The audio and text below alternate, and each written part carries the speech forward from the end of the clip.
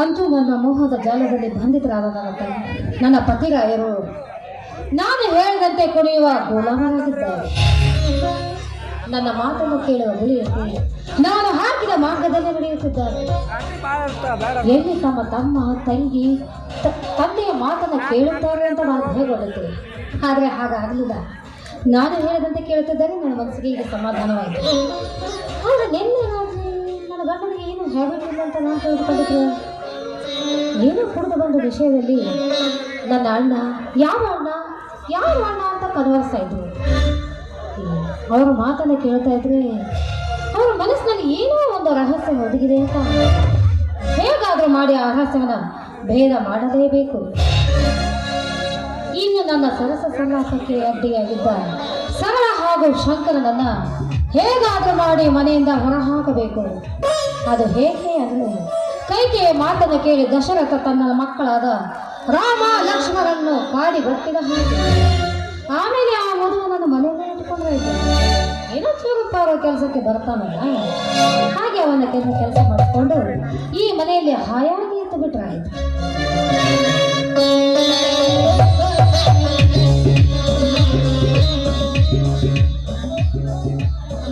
ಮತ್ತೇನು ರಾಣಿಯವರು ಈ ಲೋಕ ಬಿಟ್ಟು ಮತ್ತಾವ ಲೋಕಕ್ಕೆ ಹೊರಟಿರೋರಲ್ಲ?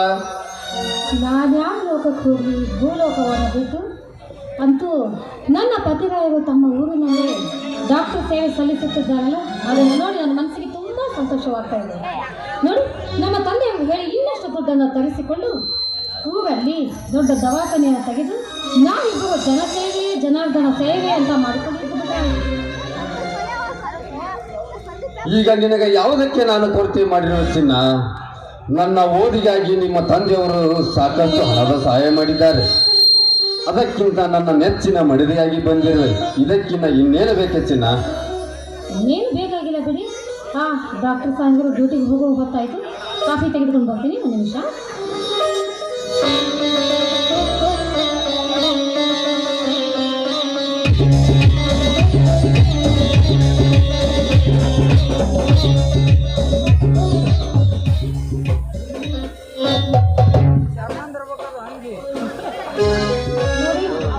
ಮನೆಗೆ ನನಗೆ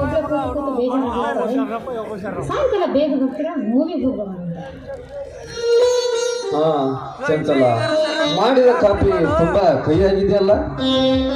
ಸಿಹಿ ಹಾಕೋದು ಮರ್ತೇ ಬಿಟ್ಟೆ ಅಂತ ಕಾಣಿಸುತ್ತದೆ. ಕೊಡಿ. ಬೇಡ ಬಿಡಿ ಕಣೆ. ಸಕ್ಕರೆಗಿಂತ ಮಿಗಿಲಾಗಿ ನನ್ನ ಸಲಹೆ ಸೂಚನೆಗಳನ್ನು ಕೊಡುತ್ತಿರುವಲ್ಲ, ಇದಕ್ಕಿಂತ ಇನ್ನೇನು ಬೇಕೆ? ಮನೆಯಲ್ಲಿ ನಿಮ್ಮ ತಮ್ಮ ತಂಗಿ ಇದ್ದರು, ಹಾಗೆ ಕೇಳ್ಕೊಂಡ್ಬಿಡಲ್ಲ. ಕಣ್ಣು ಕಾಣದ ತಂಗಿ ನೋಡಲು ಅಸಾಧ್ಯ. ಇನ್ನು ಚಿಕ್ಕ ಹುಡುಗ ಆ ರಾಜು. ಬಾರೇ ನನ್ನ ರಾಣಿ ಬಾ.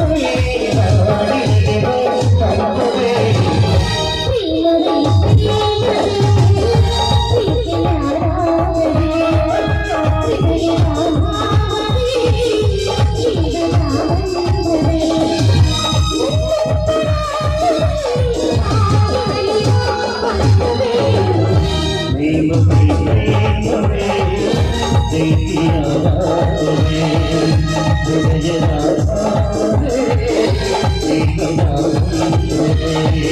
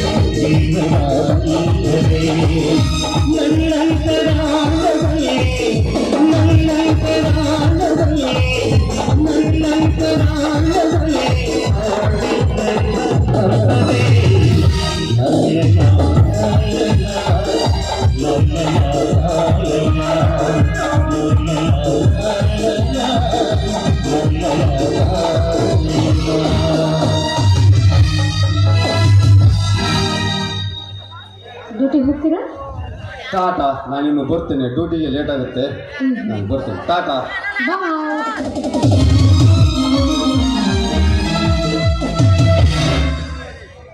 ಏನಮ್ಮ ಮಹಾರಾಣಿ ಸರಳಾದೇವಿ, ಒಳಗಡೆ ಏನ್ ಮಾಡ್ತಾ ಇದ್ದೀಯಮ್ಮ?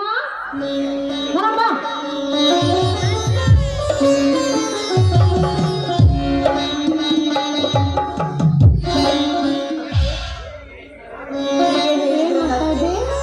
ಅದೇ ಯಾಕಕ್ಕೆ ನಾನು ಏನು ತಪ್ಪು ಮಾಡಿದ್ದೀನಿ ಅಂತ ಈ ರೀತಿ ಕರಿತಾ ಇದ್ರೆ ನೋಡಿ. ನೆನ್ನೆ ಬಿದ್ದು ಮುಸುರೆಗಳನ್ನೆಲ್ಲ ನೀನು ತುಳಿ ಅಂತ ಹೇಳಿದ್ರಲ್ಲ, ಅದನ್ನೆಲ್ಲ ಸ್ವಚ್ಛಗೊಳಿಸ್ತಾ ಇದ್ದೆ ಅದಕ್ಕೆ. ಕೊಡ್ತಾ ಇದೀಯ? ಆ 4 ಬಾಧೆ ತಿಕ್ಕುವುದಕ್ಕೆ 1 ತಾಸು ಬೇಕಾ? ಉಳಿದ ಕೆಲಸ ಯಾರು ಮಾಡ್ತಾರೆ? ನಿಮ್ಮಪ್ಪನ ಬಂದ್ ಮಾಡೋದು. ನೋಡಿ ಅದಕ್ಕೆ ನೀವೇನು ಯೋಚನೆ ಮಾಡಬೇಡಿ, ನಾನು ಮನೆ ಕೆಲಸ ಎಲ್ಲ ಅಚ್ಚುಕಟ್ಟಾಗಿ ಮಾಡ್ತೀನಿ. ನೀವು ಅಣ್ಣ ಹಾಯಾಗಿರ್ಬೇಕು ಅಷ್ಟೇ ನನ್ನ ಆಸೆ. ಸಾಕು ನನ್ನ ಕವಡೆ ಮಾತು. ಕಸ ಗುಡಿಸು.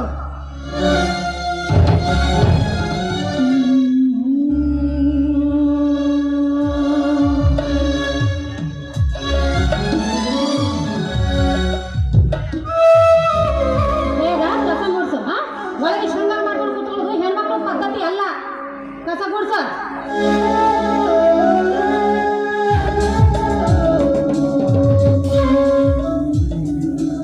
ನನ್ನದು ತಪ್ಪ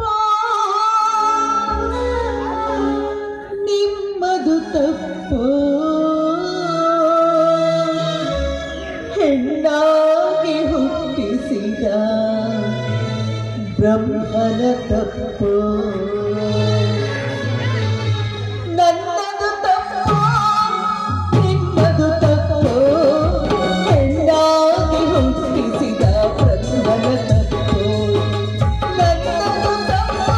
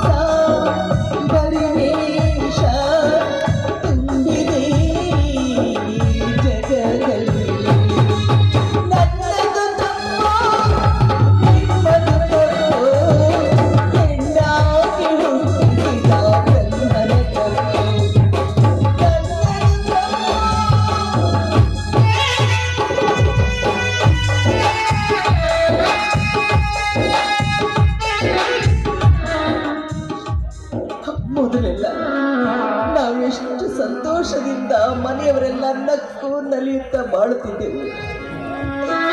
ನನ್ನ ಅತ್ತಿಗೆ ಬಂದ ನಂತರ ಈ ಮನೆ ಎಲ್ಲ ಮಸಣವಾಗಿ ಹೋಯ್ತು. ಮನೆ ಮಸಣವಾಯಿತು.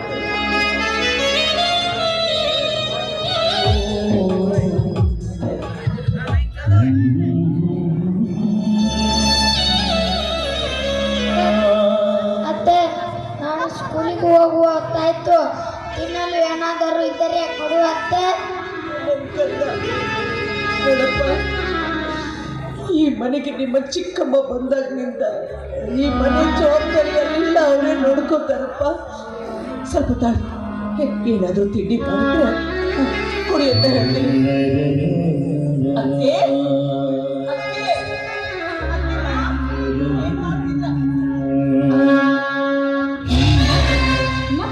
ಅಕ್ಕೆ, ನನ್ ಕೇಳಿಸುತ್ತೆ. ಏನ್ ಹೇಳ ವಿಷಯ? ಅದಕ್ಕೆ ಹಾ ಪಾಪ ರಾಜುಗೆ ಸ್ಕೂಲಿಗೆ ಹೋಗೋದಕ್ಕೆ ಗೊತ್ತಾಗುತ್ತೆ. ನೀವೇನಾದ್ರೂ ತಿಂಡಿ ಮಾಡಿದ್ರೆ ಕೊಟ್ಬಿಡಿ ಅಮ್ಮ, ಹೋಗ್ತಾನೆ. ಅಯ್ಯೋ ಅಯ್ಯೋ ಅಯ್ಯೋ ನೀನು ಅಲ್ಲ ಕಣೆ, ಈ ಮನೇಲಿ ಬೆಳಗ್ಗೆ ಎದ್ದ ತಕ್ಷಣ ನಿಮ್ಮೆಲ್ಲ ಸೇವೆ ಮಾಡೋದಕ್ಕೆ ನಾನೇನು ಈ ಮನೆ ಆಳ ಏನು ಏನಾಗುತ್ತೆ? ಇವನು ಓದದೆ ಹೋದ್ರೆ ದೇಶ ಏನು ಹಾಳಾಗೋದಲ್ಲ.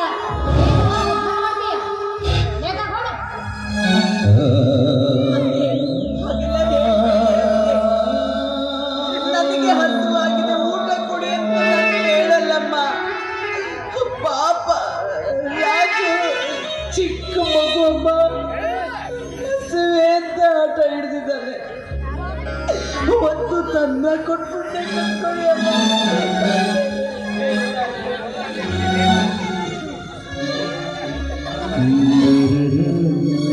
ಅತ್ತೆ, ಚಿಕ್ಕಮ್ಮ ಒಳಗೆ ಹೋಗಿ ಬಹಳ ಹೊತ್ತಾಯ್ತು.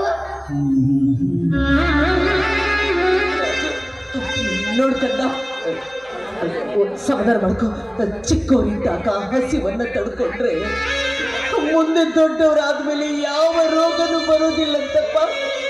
ನೋಡ್ಕಂಡ, ನೀವೀಗ ಸ್ಕೂಲಿಗೆ ಹೋಗು. ಮಧ್ಯಾಹ್ನ ಬರೋಷ್ಟರಲ್ಲಿ ಬೆಳಗಿನ ತಿಂಡಿ, ಮಧ್ಯಾಹ್ನದ ಊಟ ಎಲ್ಲ ಸೇರಿ ಊಟ ಮಾಡಿಸ್ತೀನಿ ಕಂದ. ಹೋಗ್ಬೇಕಂದ.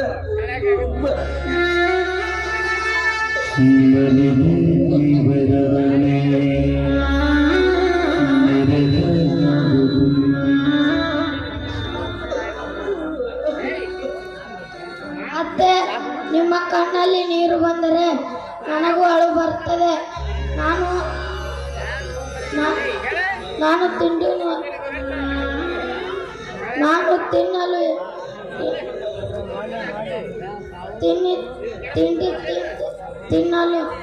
ತಿನ್ನಲು ಪರವಾಗಿಲ್ಲ. ನಾನು ಸ್ಕೂಲಿಗೆ ಹೋಗಿ ಬರುತ್ತೇನೆ. ನೀನ್ ಮಧ್ಯಾಹ್ನ ಬರೋಷ್ಟರಲ್ಲಿ ಎಲ್ಲ ತಿಂಡಿ ತರಿಸಿರ್ತೀನಿ.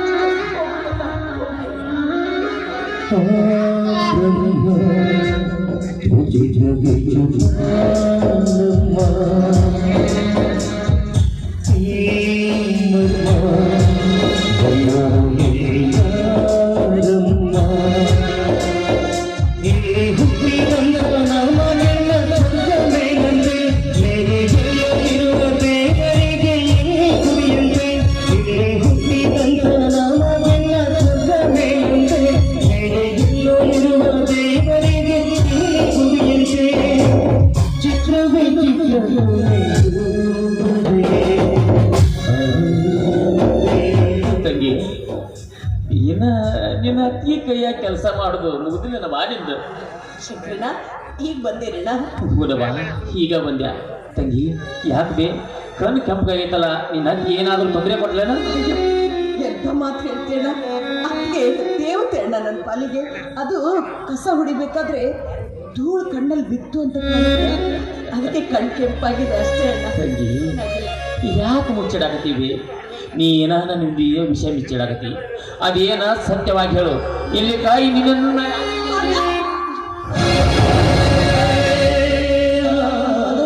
ಅಣ್ಣ, ಸತ್ಯವಾಗಿ ಅಣ್ಣ, ನಿನ್ ನಾಣೆ ಆಗೋ ಅಣ್ಣ, ನಿನ್ ನಾಣೆ ಆಗೋ. ಏನು ಅಂದಿಲ್ಲ ಅಣ್ಣ. ಅತ್ತಿಗೆ ನನ್ನನ್ನ ತಾಯಿಗಿಂತ ಹೆಚ್ಚು ಪ್ರೀತಿಯಿಂದ ನೋಡ್ಕೊತಾರಲ್ಲ ನನ್ನ.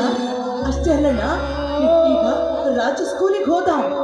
ಅವನು ಸಹ ಅತ್ತಿಗೆ ತುಂಬಾ ಪ್ರೀತಿ ಮಾಡ್ತಾರಣ್ಣ.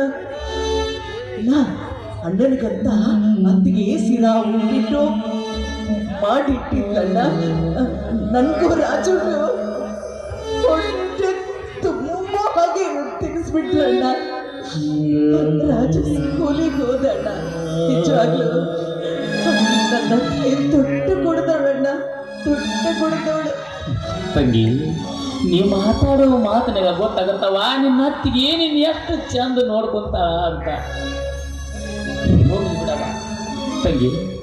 ಅಪ್ಪನ ಕನವಲಲ್ವೇ ಅಪ್ಪಲಿಗೆ ವಿಶ್ವಣ್ಣ ಅಪ್ಪನ್ನ ಯಾವುದೋ ಕೆಲ್ಸಕ್ಕಂತ ಕಳ್ಸಿದಾನೆ. ಇಷ್ಟೆಲ್ಲ ಬಂದ್ರು ಬರ್ಬೋದಣ್ಣ. ಹೌದಾ? ಹೋಗ್ಲಿ ಬಿಡವ. ನೋಡ್ ತಂಗಿ, ಮೊನ್ನೆ ನಮ್ಮ ಹೊಲ್ದಂದು ಪೀಕ್ ತುಡುಗ್ ಮಾಡ್ಕೊಂಡು ಹೋದ್ರಲ್ಲ, ಅವ್ರ ಮ್ಯಾಗ ಕಂಪ್ಲೇಂಟ್ ಕೊಡಕ್ಕೆ ಒಂದು ಟ್ಯೂಷನ್ ಕೊಟ್ಟಿನವ. ಬಾ, ಊಟ ಮಾಡೋ ಹೊಕ್ಕಿನಿ, ಊಟ ಕೊಡಕಂತ ಬಾ ಬೇವ. ಊಟ? ಹಾ ಅಣ್ಣ, ಅದು ನೀನ್ ಬೇಗ ಬರ್ಬೇಕಾಗಿತ್ತಣ್ಣ. ಅದಕ್ಕೆ ತುಂಬಾ ಸಿರಾ ಉಪ್ಪಿಟ್ಟು ಮಾಡಿಟ್ಟಿದ್ರು. ನಾವೆಲ್ಲ ತಿಂದ್ರು, ಇನ್ನೂ ಉಳಿದಿತ್ತಣ್ಣ. ಅದನ್ನ ಏನ್ ಮಾಡೋದು ಅಂತ ಪಾಪ ಭಿಕ್ಷುಕರು ಬಂದಿದ್ರು, ಅವ್ರಿಗೆ ದಾನ ಮಾಡ್ಬಿಡ್ಲು. ಅದಕ್ಕೆ ಅದು ಅದಕ್ಕೆ ಮೇಲೆ ಹುಷಾರಿಲ್ಲಣ್ಣ. ನೀನ್ ಹೊಲಕ್ಕೆ ಹೋಗೋಣ, ನಾನು ಅಡುಗೆ ಮಾಡ್ಕೊಂಡು ಬುತ್ತಿ ಕಟ್ಕೊಂಡು ಅಲ್ಲೇ ತಗೊಂಡು ಬಂದು ಕೊಟ್ಬಿಡ್ತೀನಿ. ಆಯ್ತವ. ಈಗ ಹೆಂಗಾದ್ರೂ ನನಗೆ ಹೊಟ್ಟೆ ಹಸಿವಿಲ್ಲ. ಆದಷ್ಟು ಬೇಗ ನಾನು ಟ್ಯೂಷನ್ಗೆ ಹೋಗಿ ಕಂಪ್ಲೇಂಟ್ ಕೊಟ್ಟು ಬರ್ತೀನಿ ತಂಗಿ. ನೀನು ಬುದ್ಧಿ ಮಾಡಿಕೊಂಡು ದಿನ ಬರ್ತೀಯಲ್ಲವ, ಆ ದಾರಿ ಹಿಡ್ಕೊಂಬ. ತಪ್ಪಿಸ್ಬೇಡ ಆಯವ ತಂಗಿ. ನಿನ್ನ ದಾರಿನ ಕಾಯ್ತಿರ್ತೀನಿ ಬೇ. ನಾನು ಇಲ್ಲಿ ಹೋಗಿ ಬರ್ಲ ಆಯವ.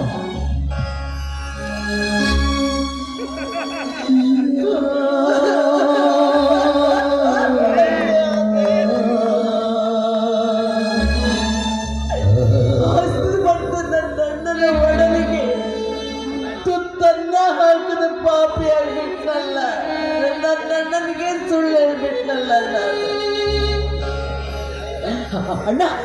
ನೀನು ಹಾಗೆ ಹೋಗ್ಬೇಡ, ನಾನು ಬುದ್ಧಿ ಕಟ್ಕೊಂಡು ಬರ್ತೀನಿ ಅಣ್ಣ. ನಿನಗೆ ಬುದ್ಧಿ ಕಟ್ಕೊಂಡು ಬರ್ತೀನಿ. ನಾನೇ ಅಡುಗೆ ಮಾಡ್ಕೊಂಡೇ ಬರ್ತೀನಿ.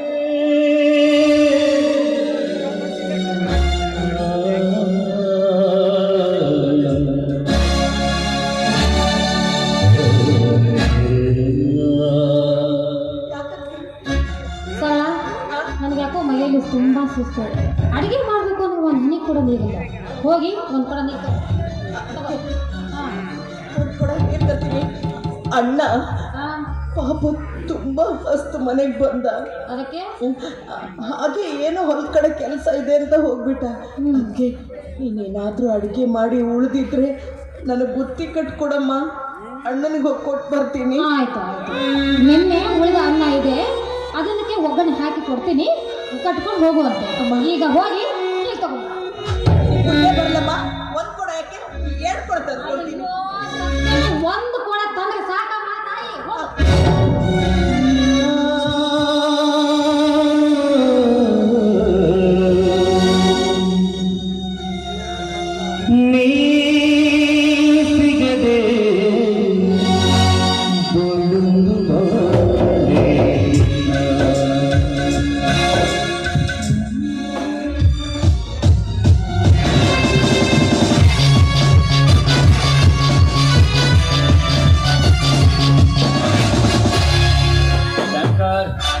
ಶಂಕರ್, ಮನೆಯಲ್ಲಿ ಯಾರಿಲ್ಲವೇ?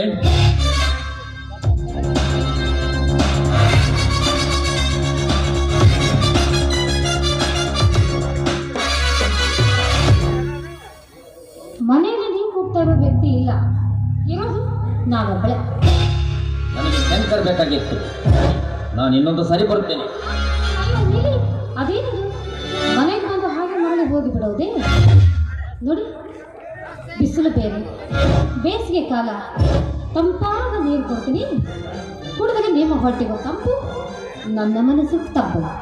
ಒಂದು ನಿಮಿಷ ಕುಳಿತುಕೊಳ್ಳಿ, ತರ್ತೀನಿ.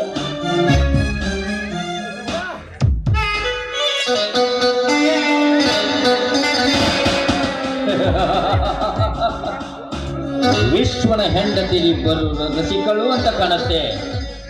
ಮನೆಯಲ್ಲಿ ಬೇರೆ ಯಾರು ಇಲ್ಲ. ನಾನು ಇವರು ಮೇಲಿಟ್ಟರು ಕಾಮದ ಬೇಕನ್ನು ತೀರಿಸಿಕೊಂಡು ಹೋದರಾಯ್ತು.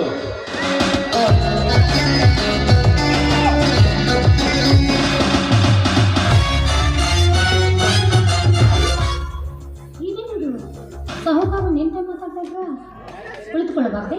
ಮಿಸ್ ಚಂಚಲ, ನಿಮ್ಮ ತಲೆ ಬಹಳ ಚುರುಕು ಅಂತ ಕಾಣುತ್ತೆ. ಗೊತ್ತು ಪರಿಸರದ ವ್ಯಕ್ತಿಯನ್ನು ನಾನೇ ಗಜೇಂದ್ರ ಎಂದು ನಿನಗೆ ಹೇಗೆ ಗೊತ್ತು? ನನಗೆ ಹೇಗೆ ಗೊತ್ತಾ? ನನಗೆ ನಿಮ್ಮ ಪರಿಚಯ ಮಾಡಿಕೊಡುವ ಅವಶ್ಯಕತೆನೇ ಇಲ್ಲ. ನಾನು ಈಗಿನ ಕಾಲದ ಕಂಪ್ಯೂಟರ್ ಇರ್ತೇನೆ ಅಂದಾಗ ನನಗೆ ನಿಮ್ಮ ಹೆಸರು ಗೊತ್ತಾಗದೆ ಇರುತ್ತದೆ. ಬೇಗ ಮಜ್ಜಿಗೆ ಕುಡಿ, ಯಾರಾದರೂ ಬಂದಿದ್ದಾವೆ.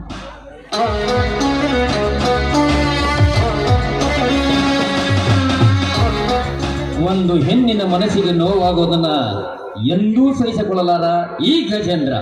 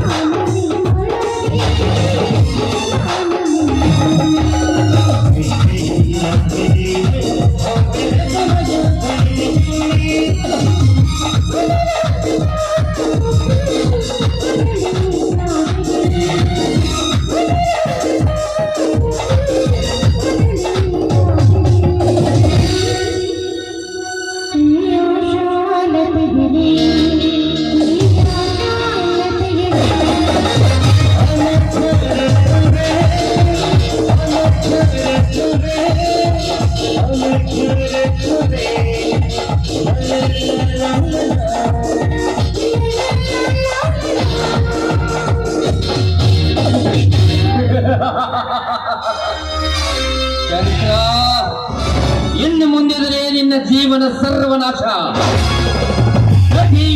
ಗಜೇಂದ್ರ